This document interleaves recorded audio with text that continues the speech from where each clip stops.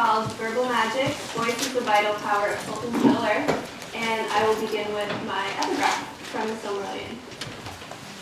Then the voices of the Ainur, like unto harps and lutes, and like unto countless choirs singing with words, began to fashion the theme of the Iluvatar to a great music.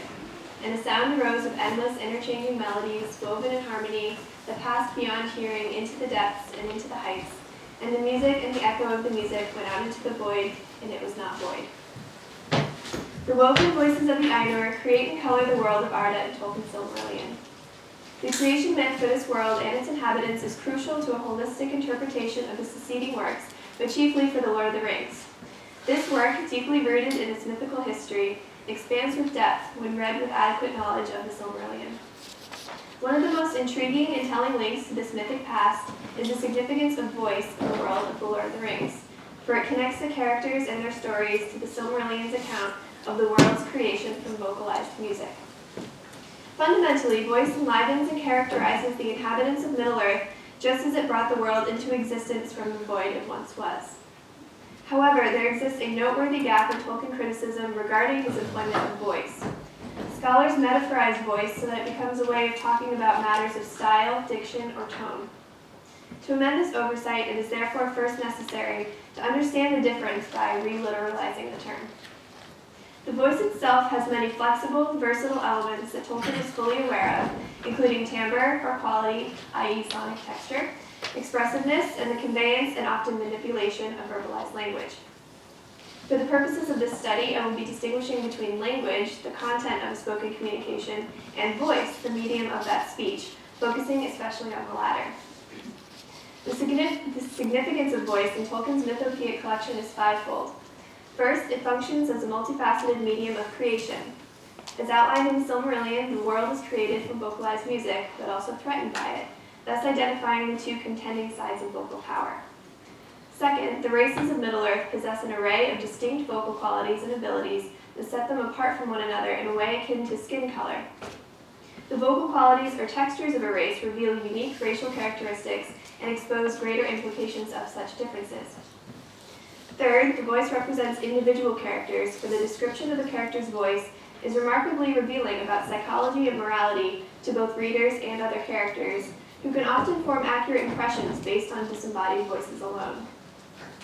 Fourth, voice denotes character development, as frequently exhibited when the voice of a character changes along with its speaker. This also corresponds with how character relationships are stabilized by voice familiarity and are consequently threatened by vocal alteration. Fifth and finally, Tolkien's voices possess a magical quality that both magnifies and amplifies the characteristics of their speakers or aids in masking them, the latter allowing the voice to function as a manipulative tool and weapon, as I will exhibit in a case study of the chapter The Voice of Saruman. And I can't go into all five of those things, but I'll take bits and pieces from my paper.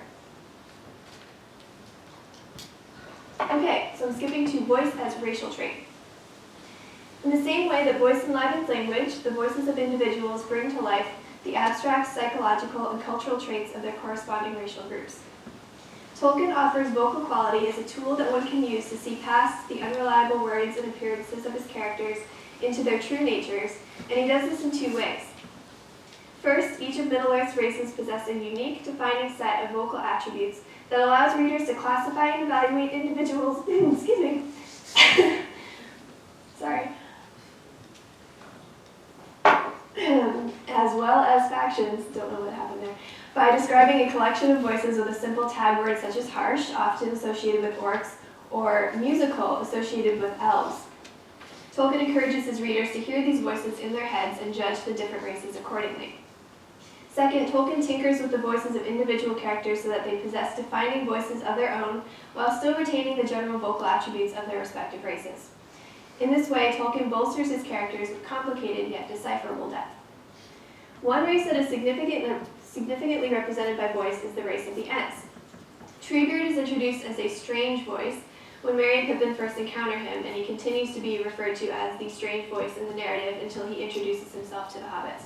And I have a footnote here that connects that with Tom Bombadil's introduction into the story, because he's also introduced as a disembodied voice for the hobbits to interpret. Before this official introduction, Merry and Pippin's first contact with Treebeard is laced with confusion and conflict, as each party struggles to interpret the voice of the other. As a disembodied voice, Treebeard's vocal qualities represent himself and his race. Based on his voice alone, the hobbits gauge his trustworthiness just as he judges theirs.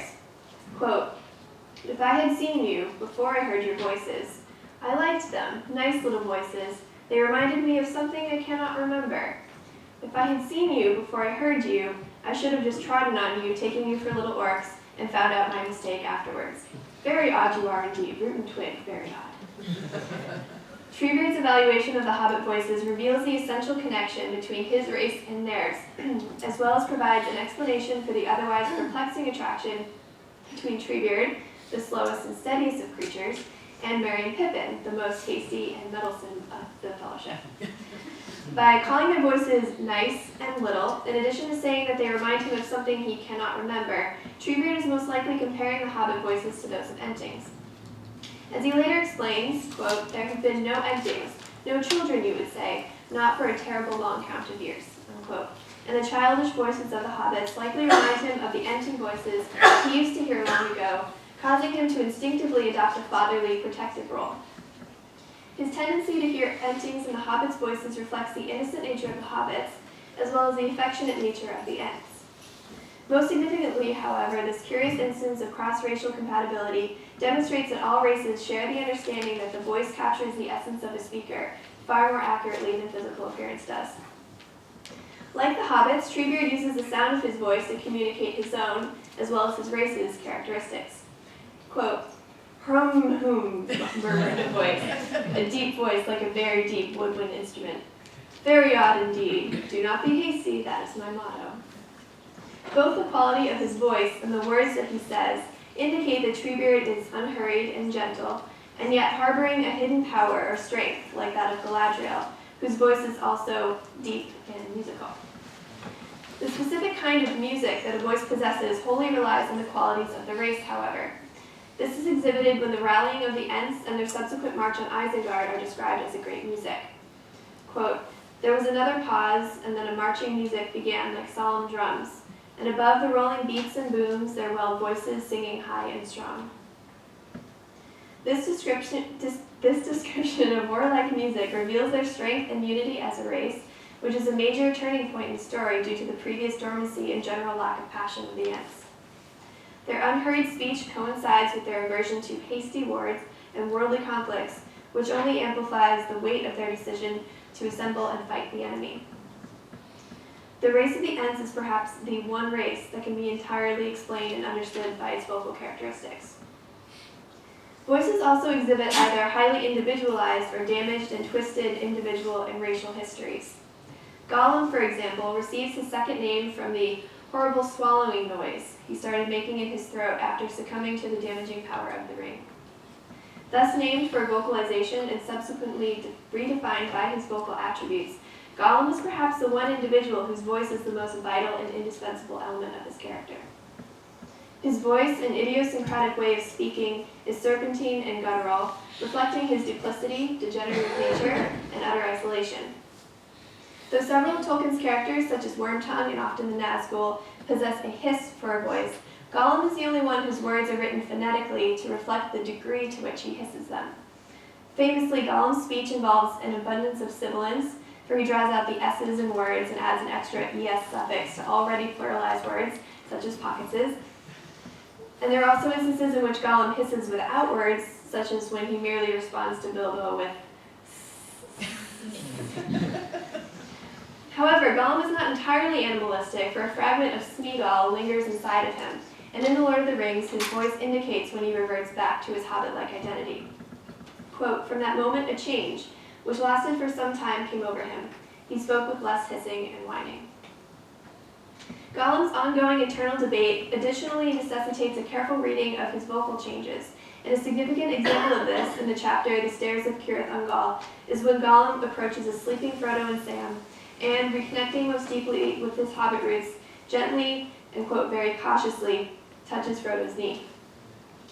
As Gollum continues to sit by Frodo, Sam awakes and, quote, roughly asks him what he is doing, to which Gollum softly replies, "Nothing, nothing, nice master."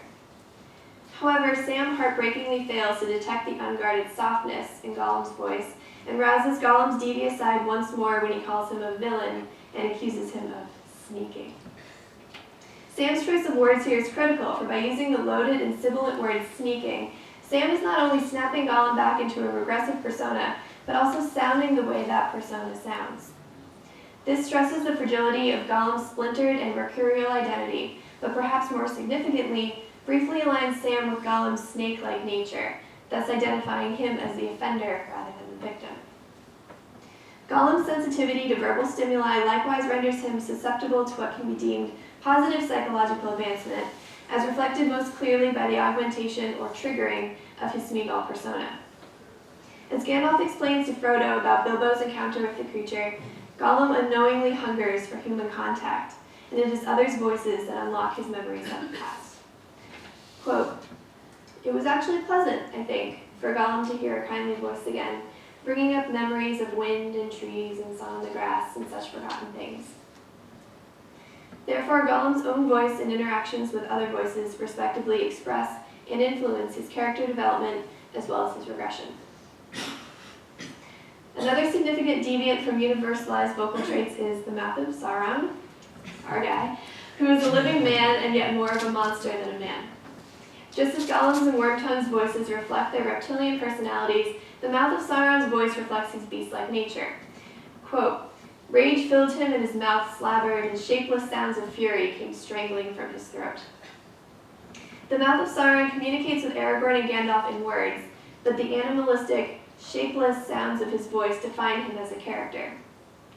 Matching this is his physical description, a tall and evil shape, with a face described as being twisted with amazement and anger to the likeness of some wild beast that as it crouches on its prey is smitten on the muzzle with a stinging rod. The mouth of Sauron is particularly significant because he brings to light Sauron's notable lack of a voice.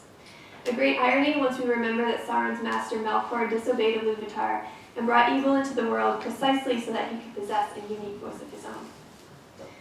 Sauron, unlike any other being, has dispersed his voice into bodies other than his own so that he can infiltrate and control his dominion while maintaining a secure figurative distance.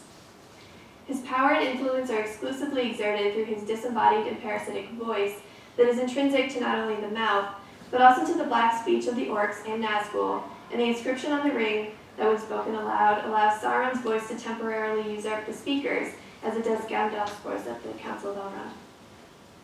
Since the ability to vocalize is one of the most valuable powers of Middle-earth, Sauron's decision to distribute his voice is one that allows his influence to run through Middle-earth like a poison, but a poison that is not without a remedy, for an entity disconnected from its voice lacks the greatest defense of all and is subject to a downfall. Thus, when Sauron disperses on the wind after the ring's destruction, he does so in silence, as will Saruman later. And now jumping to my case study of the voice of Saruman. Both collectively and individually, Tolkien's characters exhibit the many functions of vocalization. However, when viewing vocal power as a spectrum, it becomes clear that the strongest example of vocal mastery within Middle-earth is the wizard Saruman. His voice conforms exactly to Tolkien's definition of magic, for he uses it both to dominate others and shield himself. As the only evil wizard in The Lord of the Rings, his vocal magic is particularly toxic, though nearly undetectable, for unlike any other being in Middle-earth, Saruman can go beyond deceiving words and make the very sound of his voice lie. In fact, his voice is so uniquely powerful that an entire chapter titled The Voice of Saruman is devoted to its power. Notably, though, his voice can be considered magic in that it exerts dominion over wills, Saruman has no need to use incantations or particular words in order to cast spells with it. Thus, his cunning use of vocality is an exceptional case that necessitates careful analysis. One key conclusion that can be drawn from the study of Saruman is that duplicity and hypocrisy are indicative of an evil nature. Saruman's chameleonic voice permits him to modify his persona with ease, thus equipping him with the ability to lure vulnerable listeners into his snare. Duplicity as an evil trait is exhibited in the voice of Saruman, in which Gandalf and company confront the dangerous wizard below his perch in Orthanc. The first to respond to Saruman's gentle, enchanting voice is the unwavering Gimli, who, upon recognizing the duplicitous nature of the wizard, warily utters, "like and yet unlike." signaling to the reader that Saruman's feigned kindness, first of all, reminds the company of Gandalf, a devious persuasive tactic, but also that something about him does not quite match the benevolence of his voice. As the confrontation unfolds, the remaining characters grapple with their contradictory impressions of Saruman. Theoden, in alignment with his character arc, remains silent when addressed by his corrupter Saruman, and takes time to gather his thoughts and formulate a strong refutation. However, while he internally distinguishes between Saruman's charming act and his true, ugly nature, Theoden's writers murmur, quote, with approval of the words of Saruman as men spellbound, which reflects the vulnerability of their minds, but more significantly, the believability of the fraudulent wizard's fabricated persona. Another noteworthy component of Saruman's case is the way his use of vocality aligns him with other evil beings. Described as the master of his voice, he essentially uses it as a weapon. Quote, for some, the spell lasted only while the voice spoke to them, and when it spoke to another, they smiled, as men do who see through a juggler's trick while others gape at it. But none were unmoved, none rejected its pleas and its commands, without an effort of mind and will, so long as its master had control of it. This illustration, in portraying Saruman as a wicked master, reveals the parallels between the wizard and his more powerful counterparts. In all cases, the evil masters use their weapons to corrupt rather than to create, and thus mark themselves as evil. A major example of this is Sauron, who uses both the ring and the other embodiments of his voice to infiltrate and destroy the minds of his targets. Saruman wields his voice much like physical weaponry, as too does Melkor, who devised a musical theme to glorify himself and rival the power of the Lugatar rather than to contribute positively to the creation of Arda. As masters of sound, these characters present threats to the stability of Middle-earth and its inhabitants. Lastly, a major Tolkienian message that can be gleaned from the example of Saruman is that evil must either be accepted or chosen by free will, or actively repelled by integrity, as discussed yesterday. Due to his magical manipulative ability, Saruman is able to infiltrate the minds of his listeners and challenge their perceptions of both good and evil. But significantly, in each case, it is left entirely up to the listener to eradicate doubt and other potentially harmful thoughts before they can take hold. This means, therefore, that evil can never be forced upon a character, as it needs to be willingly and knowingly accepted in order to truly influence and transform a character's mind. Coinciding with this idea that evil requires consent to influence the mind is Gandalf's description of Saruman's voice as more of a poison than a spell. Quote, this snake, Saruman, had still one tooth left, I think. He had the poison of his voice, and I guess that he persuaded you, even you, Treebeard, knowing the soft spot in your heart. This depiction of evil as a chosen poison provides insight into the workings of the very prevalent theme of corruption that runs throughout Tolkien's works, while notably exposing the danger of the serpent Saruman as not the bite of his words, but the venom of his powerful voice. Thank you.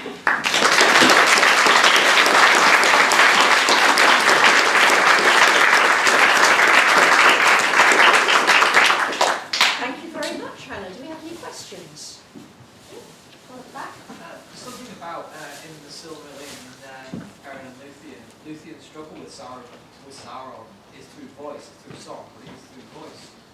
That's interesting. There are a lot of cases, and Well, it's really hard to there's a lot of. Yeah, no, that's a really good example. I still have a lot to add. Thank you.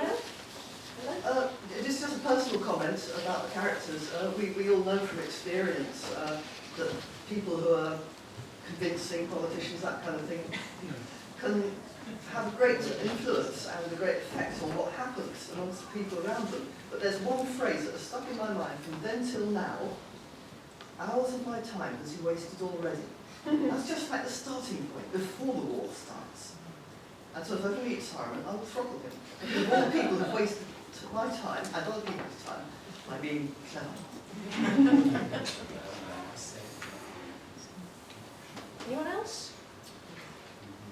Yep. Did you explore Wormtongue's relationship with Theoden and Saruman? Not so much the relationship, but mainly Wormtongue as a character and how his voice sort of connects him with other evil beings, and it's mainly Gollum I sort of throw him into that section, but I removed him for the talk today.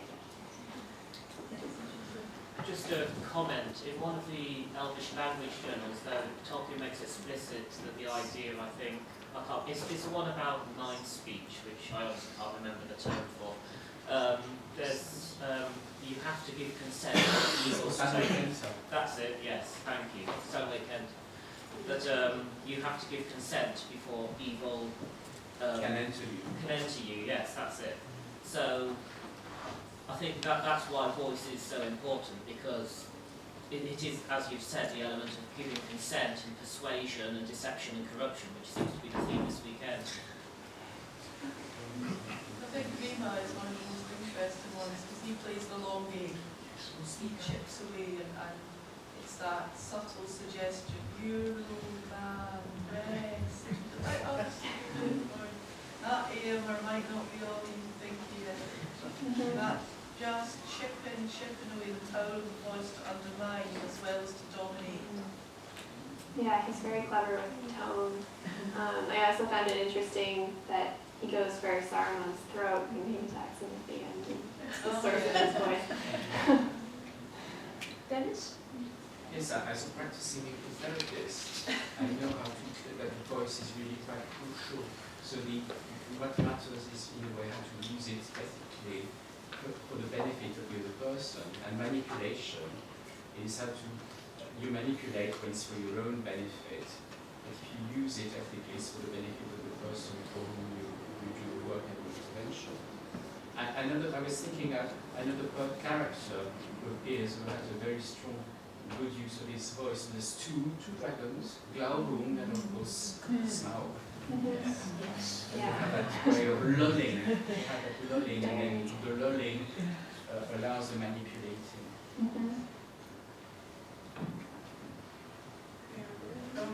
People, not everyone knows, even if you have got the history of Middle-earth, if you haven't read right through, but there's a wonderful temptation scene of Morgoth and how he corrupted humans by offering them gifts. It's in one of the later volumes. Who's going to tell me?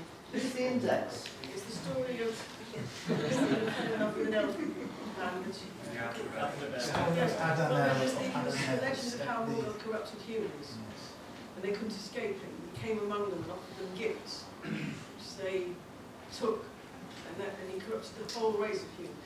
But it's rather nicer than our own creation myth, which is he corrupted the woman and then the man. Right.